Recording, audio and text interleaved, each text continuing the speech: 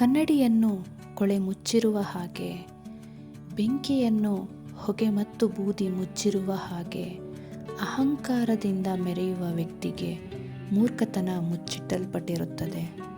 ಆದರೆ ಅಹಂಕಾರದ ಪೊರೆ ಕಳಚಿ ಬಿದ್ದಾಗ ಅವರ ಅಂತ್ಯ ಅಷ್ಟು ಸುಲಭವಾಗಿರುವುದಿಲ್ಲ. ಮೆರೆದಾಡಿದ ದುರಹಂಕಾರಕ್ಕೆ ತಕ್ಕ ಬೆಲೆ ಕಟ್ಟಬೇಕು. ಎಚ್ಚರಿಕೆ.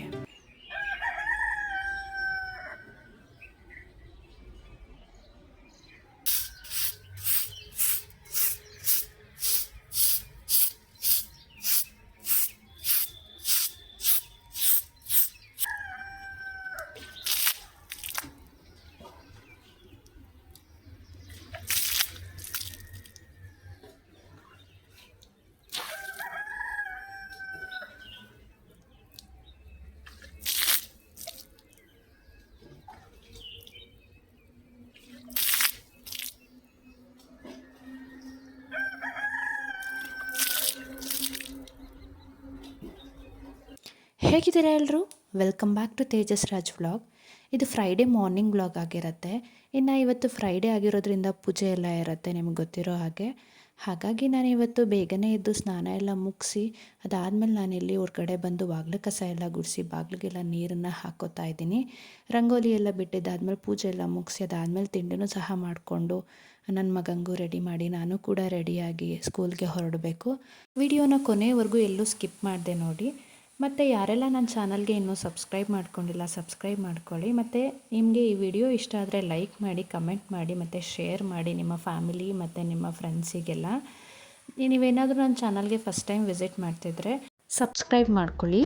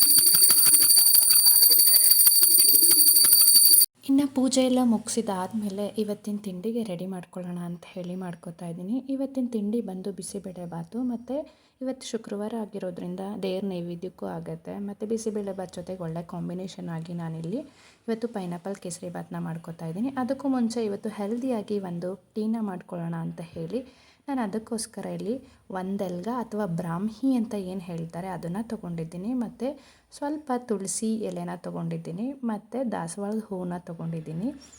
ಇದು ನಮ್ಮ ಬ್ರಾಹ್ಮಿ ಅಥವಾ ಒಂದೆಲ್ಗ ಅಂತ ಏನು ಹೇಳ್ತಾರೆ ಅದು ಮೆಮರಿ ಪವರ್ನ ಇಂಪ್ರೂವ್ ಮಾಡೋದಕ್ಕೆ ಹೆಲ್ಪ್ ಮಾಡುತ್ತೆ, ಮತ್ತು ನಮ್ಮ ಹೇರ್ಸಿಗಂತೂ ತುಂಬಾ ಒಳ್ಳೆಯದು, ಮತ್ತು ವೆಯ್ಟ್ ಲಾಸಿಗೂ ಅಷ್ಟೇ ತುಂಬಾ ಒಳ್ಳೆಯದು. ಇದರಲ್ಲಿ ನಾವು ಯಾವುದೇ ರೀತಿ ಶುಗರು ಅಥವಾ ಬೆಲ್ಲ ಏನೂ ಆ್ಯಡ್ ಮಾಡಿಲ್ಲ. ನಾನಿಲ್ಲಿ ಜೇನುತುಪ್ಪನ ಬಳಸ್ಕೊಂಡಿದ್ದೀನಿ. ಜೇನುತುಪ್ಪನೂ ಅಷ್ಟೇ ಅದರಲ್ಲಿ ನಮಗೆ ಆ್ಯಂಟಿಬಯೋಟಿಕ್ಸ್ ಜಾಸ್ತಿ ಇರೋದ್ರಿಂದ ನಮ್ಮ ಬಾಡಿಗೆ ತುಂಬಾ ಒಳ್ಳೆಯದು. ಹಾಗಾಗಿ ನಾನಿಲ್ಲಿ ಈ ಒಂದು ಟೀಗೆ ಸ್ವಲ್ಪ ಸ್ವೀಟ್ನೆಸ್ಸಿಗೆ ಜೇನುತುಪ್ಪನ ಆ್ಯಡ್ ಮಾಡ್ಕೊಂಡಿದ್ದೀನಿ. ನಿಮಗೇನಾದರೂ ಬೇಡ ಜೇನುತುಪ್ಪ ಅಂದರೆ ಹಾಗೇನೂ ಸಹ ಕುಡಿಬೋದು. ಇದರಿಂದ ತುಂಬಾ ಹೆಲ್ತ್ ಬೆನಿಫಿಟ್ಸ್ ಇದೆ. ನಮ್ಮ ವೆಯ್ಟನ್ನು ರೆಡ್ಯೂಸ್ ಮಾಡೋದಕ್ಕೂ ಸಹ ಇದು ಹೆಲ್ಪ್ ಮಾಡುತ್ತೆ, ಮತ್ತು ಈ ಸಮ್ಮರ್ ಸೀಸನಿಗೆ ಬಾಡಿ ಸ್ವಲ್ಪ ಹೀಟ್ ಆಗ್ತಾ ಇರುತ್ತೆ. ನಮ್ಮ ಬಾಡಿನ ಕೂಲ್ ಆಗಿರೋದಕ್ಕೆ ಅಂದರೆ ಬಾಡಿ ಟೆಂಪರೇಚರ್ನ ನಾರ್ಮಲ್ ಆಗಿಡೋದಕ್ಕೆ ಇದು ಕೂಡ ಹೆಲ್ಪ್ ಮಾಡುತ್ತೆ. ಹಾಗಾಗಿ ಇದನ್ನು ಒಮ್ಮೆ ಟ್ರೈ ಮಾಡಿ ನೀವು ಕೂಡ. ಅದಾದಮೇಲೆ ಇವತ್ತಿನ ತಿಂಡಿಗೆ ರೆಡಿ ಮಾಡ್ಕೊಳ್ಳೋಣ ಅಂತ ಹೇಳಿ ಬೇಕಿರುವಂಥ ತರಕಾರಿನೆಲ್ಲದನ್ನು ಸಹ ನಾನಿಲ್ಲಿ ರೆಡಿ ಮಾಡಿಕೊಂಡು ಹೆಚ್ಚಿಟ್ಕೊಂಡು, ಅದಾದಮೇಲೆ ನಾನಿಲ್ಲಿ ಬಿಸಿಬೇಳೆಬಾತುಗೋಸ್ಕರ ಒಂದು ಕುಕ್ಕರ್ನ ತೊಗೊಂಡು ಅದಕ್ಕೆ 1/4 ಲೋಟದಷ್ಟು ಅಕ್ಕಿನ ಸೇರಿಸ್ಕೊಂಡು, ಅಷ್ಟೇ ಅಂದರೆ 1/4 ಲೋಟದಷ್ಟೇ ಬೇಳೆನ ತೊಗೊಂಡಿದ್ದೀನಿ, ತೊಗರಿಬೇಳೆ. ನಾನಿಲ್ಲಿ ತೊಗರಿಬೇಳೆ ನಾರ್ಮಲ್ ಮತ್ತು ಮಸೂರು ಎರಡನ್ನೂ ಮಿಕ್ಸ್ ಮಾಡ್ಕೊಂಡಿದ್ದೀನಿ. ಅದಾದಮೇಲೆ ಬಟಾಣಿ, ನೆನೆಸಿಟ್ಕೊಂಡಿರುವಂಥ ಬಟಾಣಿ, ಮತ್ತು ಎಲ್ಲ ಥರ ತರಕಾರಿನೂ ಹೆಚ್ಚಿ ತೊಳೆದಿಟ್ಕೊಂಡಿದ್ದೆ ಅದನ್ನು ಸಹ ಸೇರಿಸ್ಕೊಂಡು ನೀರನ್ನು ಸೇರಿಸ್ಕೋಬೇಕು. ಅಂದರೆ 1 ಲೋಟ ಅಕ್ಕಿಗೆ 2 ಲೋಟ ನೀರಂಗೆ ನಾವು ಅನ್ನ ಮಾಡ್ಕೋತಿದ್ವಿ. ಬಟ್ ಇಲ್ಲಿ 2.5 ಲೋಟದಷ್ಟು ನೀರು, ಅಂದರೆ ಸ್ವಲ್ಪ ನೀರನ್ನ ಜಾಸ್ತಿ ಹಾಕ್ಕೊಂಡು ನೀವು ಕುಕ್ಕರ್ನ ವಿಷಲ್ನ ಹಾಕಿ ಕೂಗಿಸ್ಕೋಬೇಕಾಗತ್ತೆ. 3 ವಿಷಲ್ ಆದರೂ ಬರೆಸ್ಕೋಬೇಕು. ಅದು ವಿಷಲ್ ಬರೋ ಅಷ್ಟರಲ್ಲಿ ನಾನಿಲ್ಲಿ ಕೇಸರಿಬಾತಿಗೆ ರೆಡಿ ಮಾಡ್ಕೊಳ್ಳೋಣ ಅಂಥೇಳಿ ಒಂದು ಕಡಾಯಿನ ಇಟ್ಟು ಅದು ಬಿಸಿ ಆದಮೇಲೆ ತುಪ್ಪ ಹಾಕಿ ಅದಕ್ಕೆ ದ್ರಾಕ್ಷಿ ಗೋಡಂಬಿ ಹಾಕಿ ಅದನ್ನು ಹುರ್ಕೊಂಡು ಆದಮೇಲೆ ಅದಕ್ಕೇ ನಾನಿಲ್ಲಿ 1 ಕಪ್ಪಷ್ಟು ರವೆನ ತೊಗೊಂಡಿದ್ದೀನಿ. ನಾನು ಫುಲ್ಲು ಸಣ್ಣ ರವೆನ ತೊಗೊಂಡಿದ್ದೀನಿ, ನಿಮಗೆಲ್ಲ ಗೊತ್ತಿರುತ್ತೆ. ಫುಲ್ಲು ಸಣ್ಣ ರವೆನ ತೊಗೋಬೇಕು. ಚಿರೋಟಿ ರವೆ ಅಂತಾರಲ್ಲ ಅದನ್ನು ತೊಗೊಂಡು ನೀಟಾಗಿ ಈ ರೀತಿ ತುಪ್ಪದಲ್ಲಿ ಫ್ರೈ ಮಾಡ್ಕೋಬೇಕು. ಅದು ತುಪ್ಪದಲ್ಲೇ ಗೋಲ್ಡನ್ ಬ್ರೌನ್ ಕಲರ್ ಬರಬೇಕು, ಅಷ್ಟು ಚೆನ್ನಾಗಿ ಹುರ್ಕೋಬೇಕು. ನೀವು ಎಷ್ಟು ಚೆನ್ನಾಗಿ ಹುರ್ಕೋತೀರೋ ನಿಮಗೆ ಕೇಸರಿಬಾತು ಅಷ್ಟು ರುಚಿಯಾಗಿ ಬರುತ್ತೆ.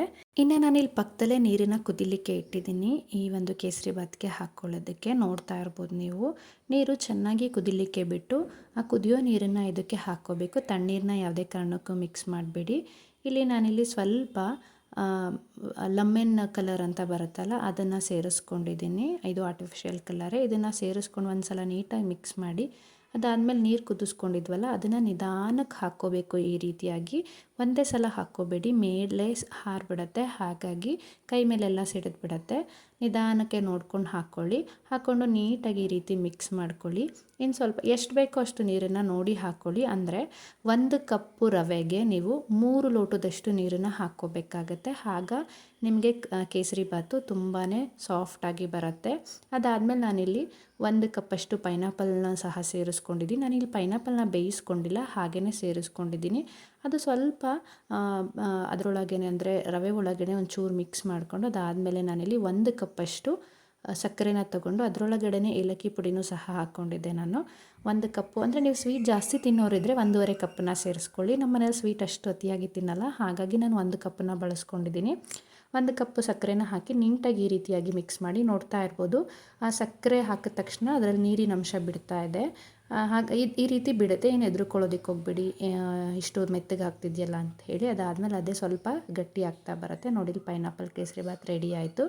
ಅದಾದಮೇಲೆ ನಾನಿಲ್ಲಿ ಬಿಸಿಬೇಳೆಬಾತ್ಗೆ ಅಂಥೇಳಿ ಒಗ್ಗರಣೆಗೆ ರೆಡಿ ಮಾಡ್ಕೊತಾ ಇದ್ದೀನಿ. ಅದಕ್ಕೋಸ್ಕರ ನಾನಿಲ್ಲಿ ಒಂದು ಬಾಣಲಿನ ಇಟ್ಟು ಅದಕ್ಕೆ ಎಣ್ಣೆನ ಹಾಕಿ, ಎಣ್ಣೆ ಬಿಸಿ ಆದಮೇಲೆ ಕರಿಬೇವಿನ ಸೊಪ್ಪು ಮತ್ತು ಬ್ಯಾಡಗಿ ಮೆಣಸಿನ್ಕಾಯಿ ಒಂದು 2 ಮುರಿದು ಹಾಕ್ಕೊಂಡಿದ್ದೀನಿ. ಅದಾದಮೇಲೆ 1 ಈರುಳ್ಳಿನ ಈ ರೀತಿಯಾಗಿ ಉದ್ದುದಾಗಿ ಹೆಚ್ಚಿಟ್ಕೊಂಡಿದ್ದೆ, ಅದನ್ನು ಸಹ ಸೇರಿಸ್ಕೊಂಡು ಈ ರೀತಿ ನೀಟಾಗಿ ಫ್ರೈ ಮಾಡ್ಕೊತಾ ಇದ್ದೀನಿ ನಾನಿಲ್ಲಿ. ನಾವು ಹಾಕಿರೋವಂಥ ಈರುಳ್ಳಿ ನೀಟಾಗಿ ಫ್ರೈ ಆದಮೇಲೆ 1 ಟೊಮೆಟೊನ ಹೆಚ್ಚಿಟ್ಕೊಂಡಿದ್ದೆ ಸಣ್ಣದಾಗಿ, ಅದನ್ನು ಸಹ ಸೇರಿಸ್ಕೊಂಡು ನೀಟಾಗಿ ಮಿಕ್ಸ್ ಮಾಡ್ಕೋಬೇಕು. ಟೊಮೆಟೊ ಸ್ವಲ್ಪ ಸಾಫ್ಟ್ ಆಗಬೇಕು, ಆ ರೀತಿ ನೀಟಾಗಿ ಎಣ್ಣೆಯಲ್ಲಿ ಫ್ರೈ ಮಾಡ್ಕೊಳ್ಳಿ. ಟೊಮೆಟೊ ಸ್ವಲ್ಪ ಸಾಫ್ಟ್ ಆದಮೇಲೆ ನೀವು ಹುಣಸೆಹಣ್ಣಿನ ರಸನ ಸೇರಿಸ್ಕೊಳ್ಳಿ. ಹುಣಸೆಹಣ್ಣಿನ ರಸನೂ ಸೇರಿಸ್ಕೊಂಡು ನೀಟಾಗಿ ಮಿಕ್ಸ್ ಮಾಡ್ಕೋಬೇಕು. ನಾನಿಲ್ಲಿ ಬೆಲ್ಲ ಏನೂ ಸೇರಿಸ್ಕೊಂಡಿಲ್ಲ. ಸ್ವಲ್ಪ ಸ್ವೀಟ್ ಬೇಕು ಅನ್ನೋರು ಬೆಲ್ಲನ ಸೇರಿಸ್ಕೊಳ್ಳಿ, ಅದು ರುಚಿನ ಎನ್ಹಾನ್ಸ್ ಮಾಡುತ್ತೆ. ನಮ್ಮ ಮನೇಲಿ ಇಷ್ಟಪಡಲ್ಲ, ಹಾಗಾಗಿ ನಾನು ಸೇರಿಸ್ಕೊಂಡಿಲ್ಲ. ಅದಾದಮೇಲೆ ಒಂದು 2 ಸ್ಪೂನಷ್ಟು ಬಿಸಿಬೇಳೆಬಾತ್ ಪೌಡರ್ನ ಸೇರಿಸ್ಕೊಂಡಿದ್ದೀನಿ. ನಾನಿಲ್ಲಿ ನಮ್ಮ ಮನೆಯಲ್ಲೇ ಮಾಡ್ಕೊಂಡಿರೋವಂಥ ಬಿಸಿಬೇಳೆಬಾತ್ ಪೌಡರ್ನ ಸೇರಿಸ್ಕೊಂಡಿದ್ದೀನಿ. ಅದಾದಮೇಲೆ ನೀಟಾಗಿ ಮಿಕ್ಸ್ ಮಾಡ್ಕೊಂಡಿದ್ದಾದಮೇಲೆ ನಾವು ಬೇಯಿಸ್ಕೊಂಡಿರೋವಂಥ ತರಕಾರಿ, ಬೇಳೆ, ಅಕ್ಕಿನ ಇದರೊಳಗಡೆ ಹಾಕಿ ನೀಟಾಗಿ ಮಿಕ್ಸ್ ಮಾಡ್ಕೋಬೇಕು. ನಾನು ಹೇಳಿದೆ ಅಲ್ವಾ ಯಾವ ಮೆಷರ್ಮೆಂಟಲ್ಲಿ ನೀರನ್ನು ಹಾಕಬೇಕು ಅಕ್ಕಿನ ಕೂಗಿಸ್ಕೋಬೇಕಾದ್ರೆ ಅಂತ. ಆ ಮೆಷರ್ಮೆಂಟಲ್ಲಿ ಹಾಕಿದ್ರೆ ನಿಮಗೆ ಈ ರೀತಿಯಾಗಿ ತೆಳುವಾಗಿ ಬರುತ್ತೆ. ನೀಟಾಗಿ ಮಿಕ್ಸ್ ಮಾಡಬೇಕು. ನಾವು ಮುಂಚೆ ಒಗ್ಗರಣೆ ಹಾಕ್ಕೊಂಡಿದ್ವಲ್ಲ, ಆ ಒಗ್ಗರಣೆ ನೀಟಾಗಿ ರೈಸ್ ಒಳಗಡೆ ಮಿಕ್ಸ್ ಆಗೋ ರೀತಿ ಚೆನ್ನಾಗಿ ಮಿಕ್ಸ್ ಮಾಡ್ಕೋಬೇಕು. ಈ ರೀತಿಯಾಗಿ ನೋಡ್ತಾ ಇದ್ದೀರಲ್ಲ ನಾನು ಹೇಗೆ ಮಿಕ್ಸ್ ಮಾಡ್ತಾಯಿದ್ದೀನಿ ಅಂತ. ತುಂಬಾ ರುಚಿಯಾಗಿ ಬಂದಿತ್ತು ಬಿಸಿಬೇಳೆಬಾತು.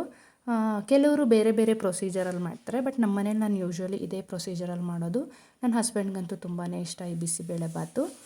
ರುಚಿಯಾಗಿ ಬಂದಿತ್ತು. ನೀವು ಕೂಡ ಒಂದು ಸಲ ಈ ರೀತಿಯಾಗಿ ಟ್ರೈ ಮಾಡಿ ನೋಡಿ. ಹೇಗೆ ಬಂತು ಅಂತ ಹೇಳಿ ನನಗೆ ಕಮೆಂಟ್ ಮೂಲಕ ತಿಳಿಸೋದನ್ನು ಮರಿಬೇಡಿ.